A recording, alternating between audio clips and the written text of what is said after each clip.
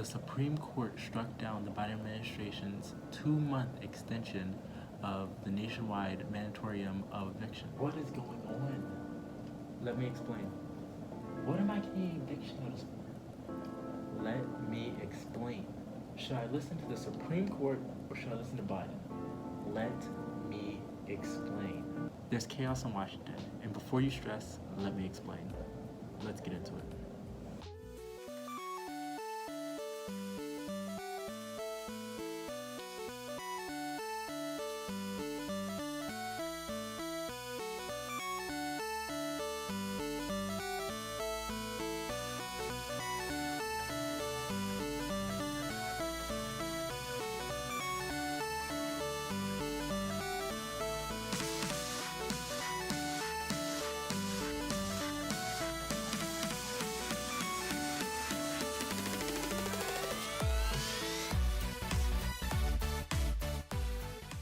Hey guys, I'm Coby Smith, the Coldwell Banker, and this is C. Smith Investing, where we talk about real estate, investing, and living free. In this video, we're going to go over the chaos in Washington. Keep watching and let me answer your questions.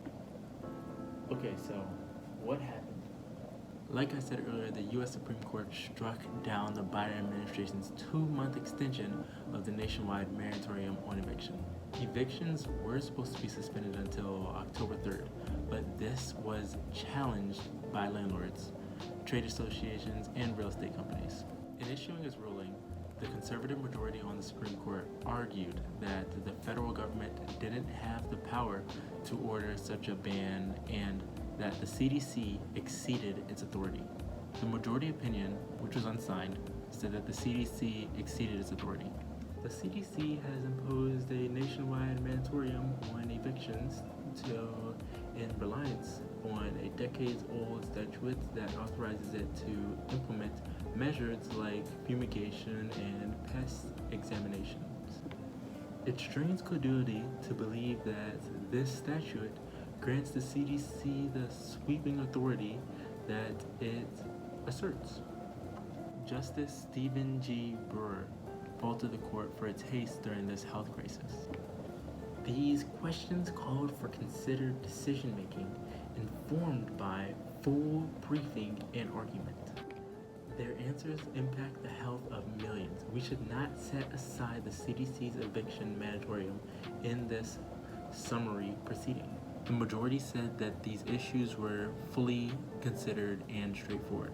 It is disputable that the public has strong interest in combating the spread of the COVID Delta variant, but our system does not permit agencies to act unlawfully even in the pursuit of desirable ends. If a federal imposed eviction moratorium is to continue, Congress must specifically authorize it. The extension on the eviction ban, originally brought up by the CDC last September, targeted specific areas of the country where cases are rapidly increasing, which likely would be exacerbated by mass evictions.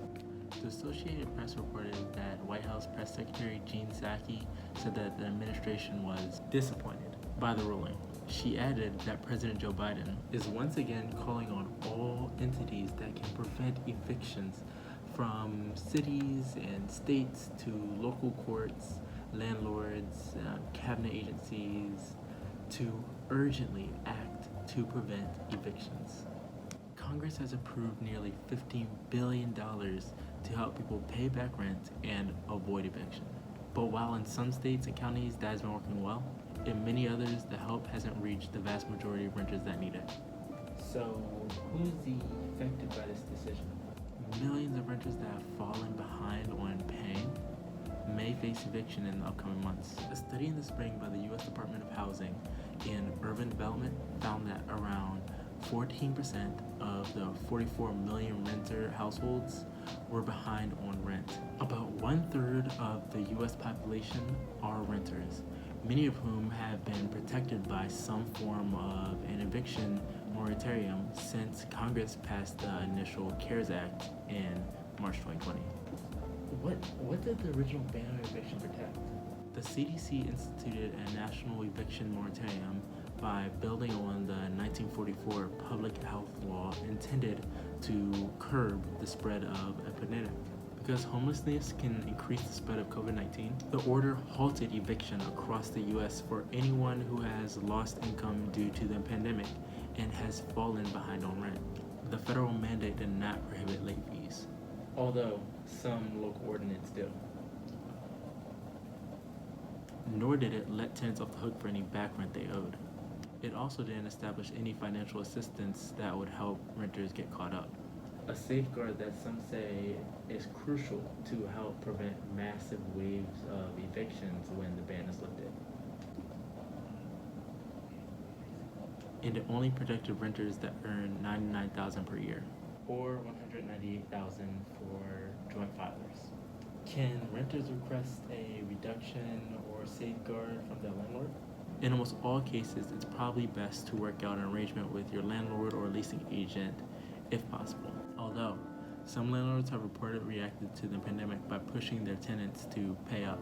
Other landlords have negotiated rent. Some go as far as stop collecting rent payments for a period of time. It may be worth approaching your landlord to see if you can pay less rent, or spread payments for some months' rent over the next year. Just be wary of some landlords that make excessive demands. Don't agree to unreasonable terms and conditions that you won't be able to meet, especially if your city or state has enacted protections against such arrangements. So what did the Biden administration say about the Supreme Court ruling? The Biden administration released a statement detailing ways that the state and local governments can help make it easier for people to get rent relief. The White House has said it will implement new policies to ensure that the emergency rental assistance will be accelerated to aid struggling renters most at risk of eviction. I hope you found this video entertaining and informative. If you haven't already, go ahead and smash that like button. I'll give you a second.